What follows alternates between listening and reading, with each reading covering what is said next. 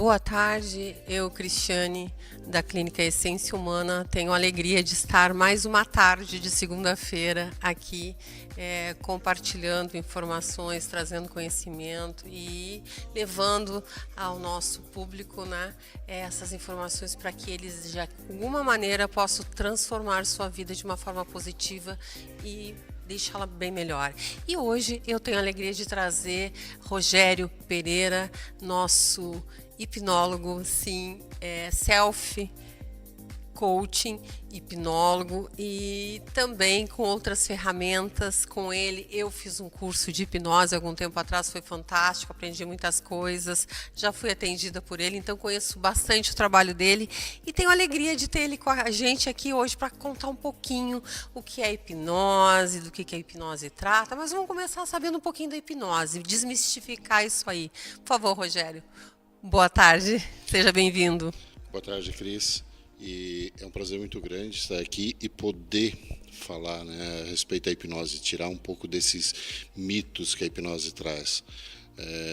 Muita gente fala que as pessoas têm medo do místico, né, que tem medo do misticismo. Na verdade, a hipnose não tem nada de misticismo. É mente, é tudo mente. Hipnose nada mais é do que foco e atenção. É só isso. A gente costuma dizer que todo tratamento de hipnose é uma auto-hipnose, né? Sim, e como é que, geralmente, por que as pessoas buscam, para que elas entram em contato e para tratar o que com a hipnose? Os tratamentos são os mais diversos, né? A gente fala muito a respeito de fobias, de traumas, essa vida toda agitada, toda essa turbulência, né? Muitas vezes as pessoas não conseguem se focar, então trabalhar em cima do foco das pessoas. Se tem muitos casos de depressão, enfim, ansiedade é uma coisa que a gente consegue tratar bem. Hoje as aplicações são diversas, né? A gente não pode falar em cura, porque no Brasil isso é proibido, né? O curandeirismo é proibido, mas a gente consegue atenuar bastante muitos e muitos sintomas. A gente vem tendo casos muito interessantes e com sucesso muito bom. E até mesmo sintomas de memória, né? Perda de peso, ressignificar algumas coisas, né? Que às vezes aquela pessoa tem que ressignificar. Isso a hipnose consegue, né? Com certeza. Com certeza. Essa questão de memória, de conseguir trabalhar um pouco melhor a memória, né, de conseguir trazer coisas à tona, enfim. Muita gente fala assim, quando a gente fala em hipnose, a primeira pergunta que vem, você faz regressão? Você faz regressão? A regressão é uma ferramenta. É apenas uma das ferramentas. A gente tem muitas ferramentas, a gente tem muita coisa para usar, né? E aliado à hipnose, nós usamos ainda reprogramação de crenças, a gente trabalha com programação neurolinguística, enfim, é uma infinidade de ferramentas que se podem trabalhar e se ter muito sucesso, com certeza. E que é fantástico, né? A gente poder se beneficiar com isso. E me diga assim, por exemplo, tratar fobias, né? Medos, o síndrome do pânico, em que média, quantos atendimentos é necessário? Vai variar de pessoa para pessoa, né? Eu tenho um caso em casa, a minha esposa tinha uma fobia absurda de ratos, ela não conseguia nem ouvir falar, ela via um rato numa televisão, se desesperava, era uma coisa desesperadora. Na verdade, desculpa até eu fazer um pequeno parêntese, porque eu tive o prazer de atendê-la, foi um trauma, algo que ela presenciou, que ela viu, né, e quando criança isso ficou aquele registro que Exatamente. Causava um verdadeiro pânico, né? Exatamente. E às vezes a gente isso. tem esse registro, não sabe nem de onde veio, mas ele existe e está ali. Mas bom. A mente humana, a questão da mente, o que ela vai fazer? Ela vai buscar te defender. Ela faz isso, ela grava isso como uma defesa.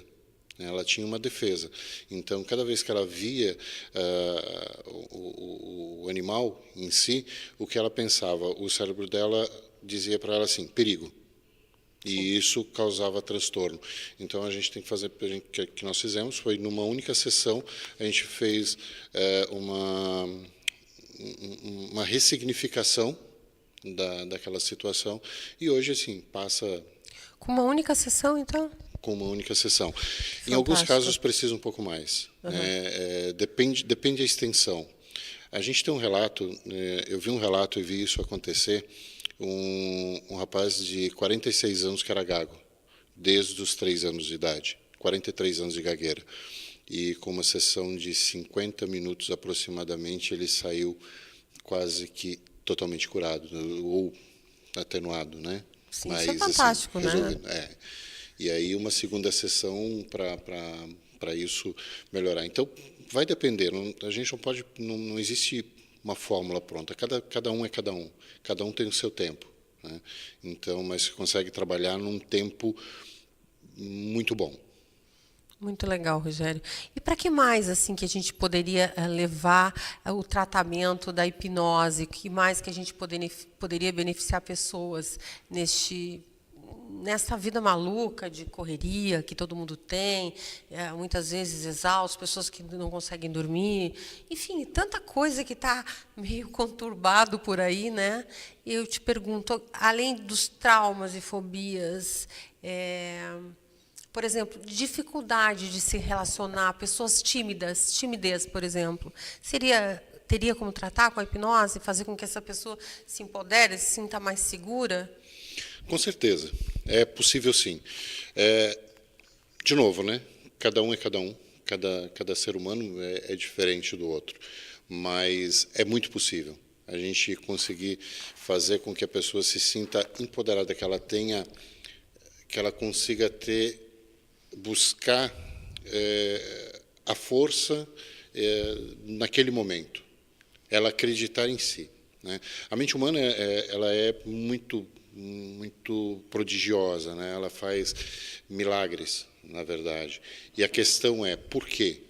A questão é qual é a dificuldade de você conseguir se relacionar, de você conseguir chegar a falar alguma coisa para uma pessoa? Qual é a dificuldade disso?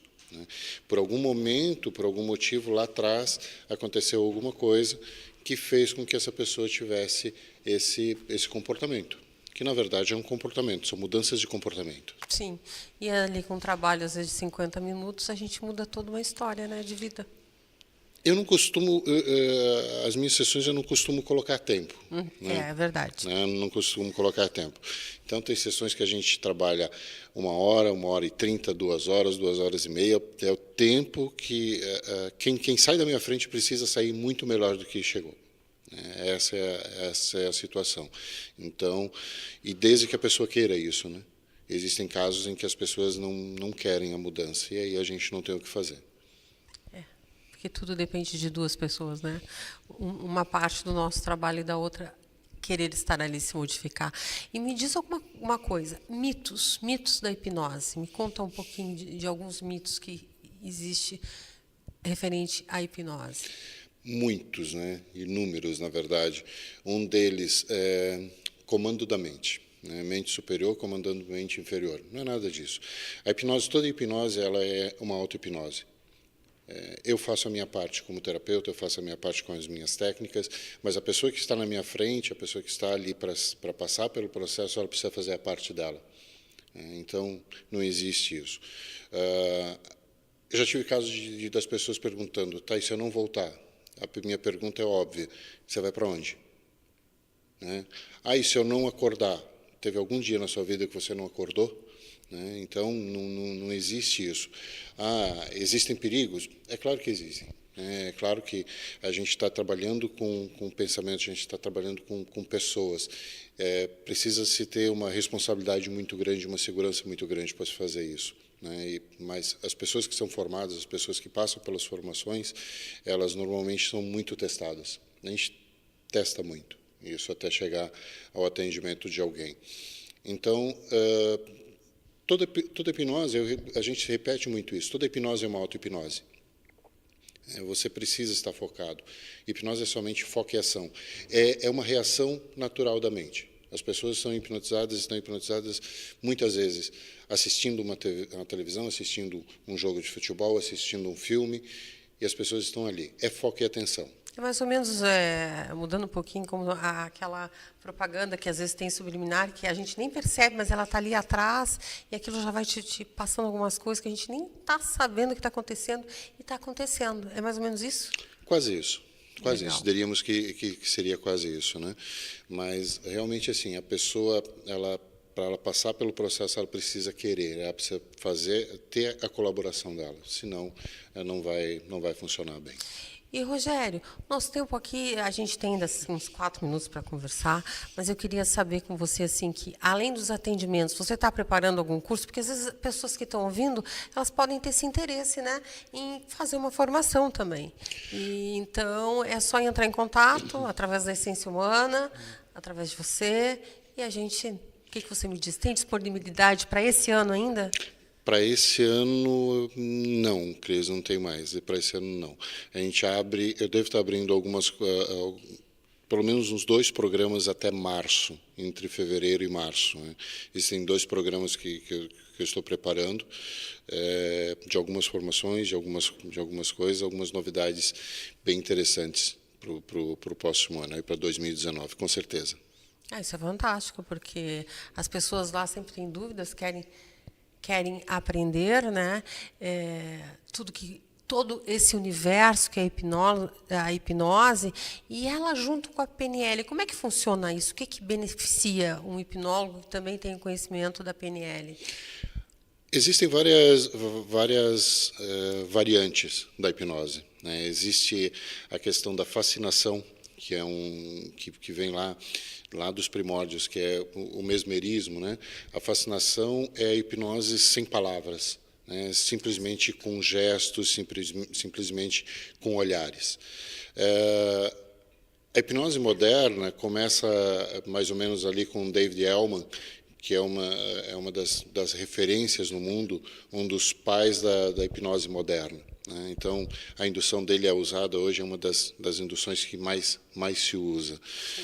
E aí o que acontece, né? A hipnose, ela é simplesmente uma ferramenta. Você precisa adequá-la a mais alguma coisa.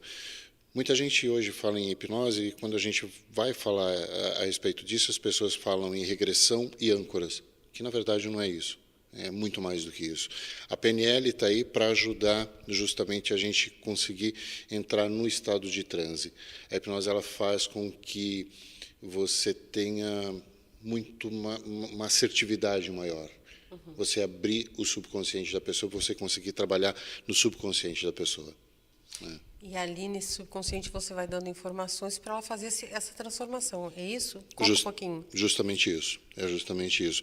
O que acontece? A criança, quando nasce, ela tem um subconsciente totalmente aberto, então tudo que você fala, tudo que se faz, ela vai absorvendo. Por isso é muito fácil se adquirir traumas e fobias quando criança. Até ela 6, 7 anos, ela começa... quando ela começa a pensar, quando ela começa a ter as próprias ideias, a ter as próprias convicções dela, o subconsciente vai fechando. E aí existe uma questão que a gente chama de fator crítico. O fator crítico, a hipnose, o que é? É ultrapassar o fator crítico. É como se houvesse um muro e você precisa transpor esse muro. Que interessante. É isso que você faz na indução. Sabe que eu observo assim no consultório, chegam muitas pessoas assim, é uma característica básica assim, uma criança com medo, com uma fobia de inseto, a mãe tem a mesma fobia daquela criança. O que aconteceu? Muito provavelmente, a criança era pequena, vamos lá, um cenário comum, né? Criança pequena, brincando no chão, passou o inseto. No que o inseto passou, a mãe gritou. O que assustou a criança? Foi o grito da mãe. Uhum. Não então, o inseto, né? Não o inseto em si. É só o gatilho. Aí o cérebro ele começa, cada vez que ela vê o inseto, o cérebro começa a piscar, perigo, perigo, perigo, perigo, sabe? E daí vem as fobias. A partir do momento em que você consegue fazer uma ressignificação e essa pessoa consegue entender que o inseto é muito menor que ela, que o poder dela sobre esse inseto é muito superior, né? Essa fobia esse trauma se vai embora. E isso é importante, assim, a gente aqui nesse momento, eu também como terapeuta, né, é importante levar para quem está lá, para o nosso ouvinte, de que a gente tem que respeitar qualquer medo, qualquer fobia, porque é daquela pessoa, é daquela criança, é daquele adolescente ou daquele idoso, mas é dela. Então, às vezes, as pessoas acham que fazem graça, fazem chacota, e é uma coisa bem séria, porque aquela pessoa, ela entra em pânico, ela tem medo, aquilo é apavorante, aterrorizador, né? Aquilo limita ela, seja o que for. Então, eu sempre digo, a gente tem que respeitar. E tratar, né? Sim.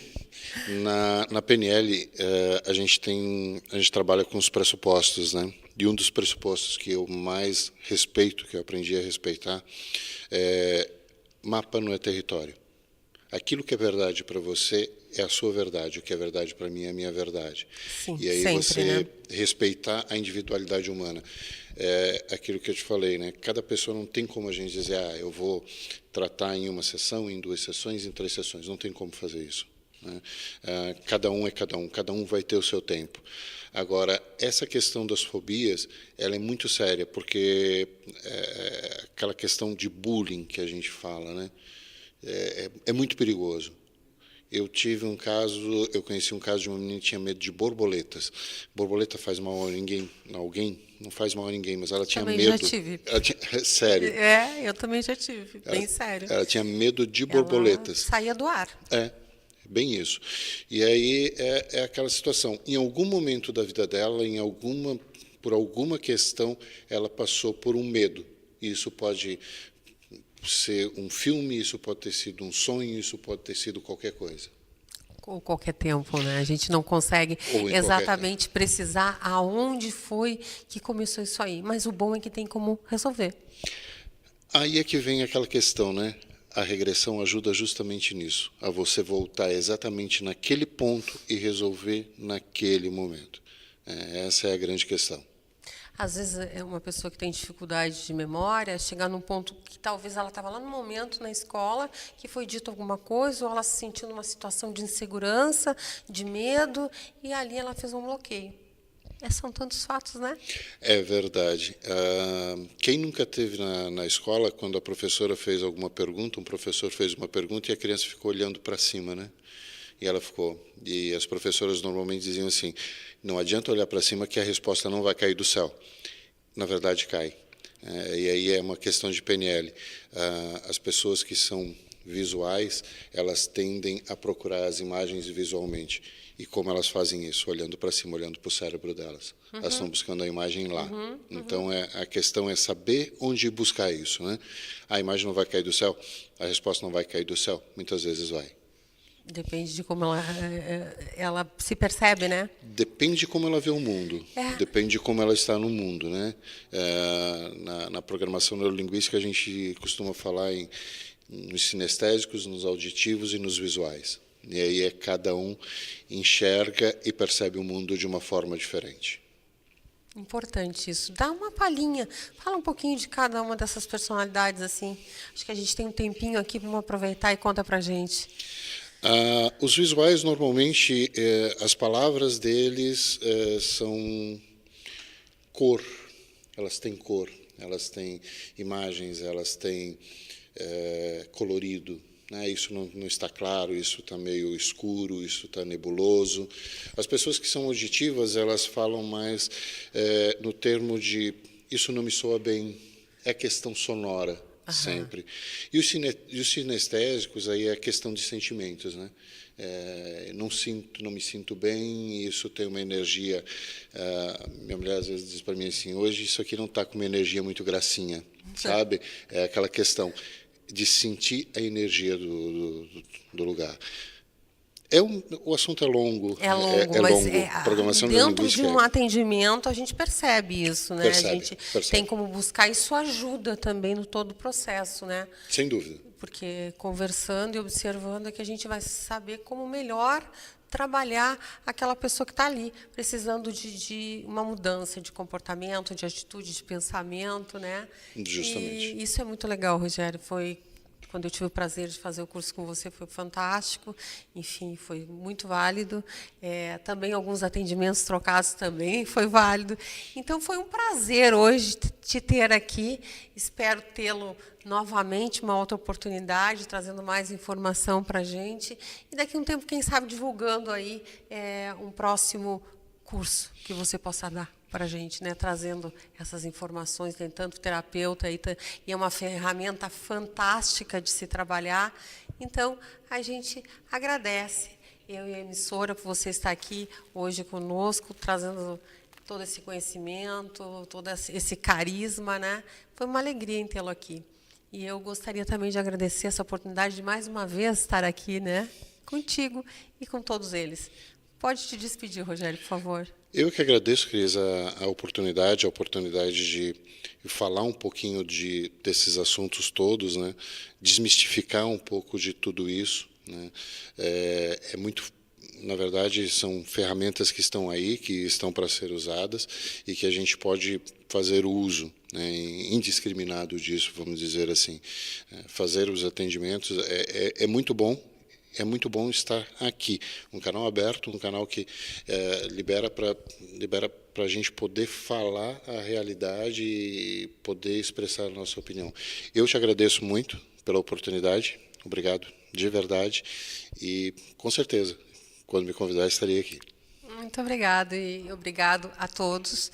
Uma excelente tarde, que vocês possam continuar desfrutando do canal, né? E segunda-feira que vem a gente está aqui novamente trazendo mais um assunto que vai levar conhecimento, entendimento e muita coisa boa para todos. Obrigada.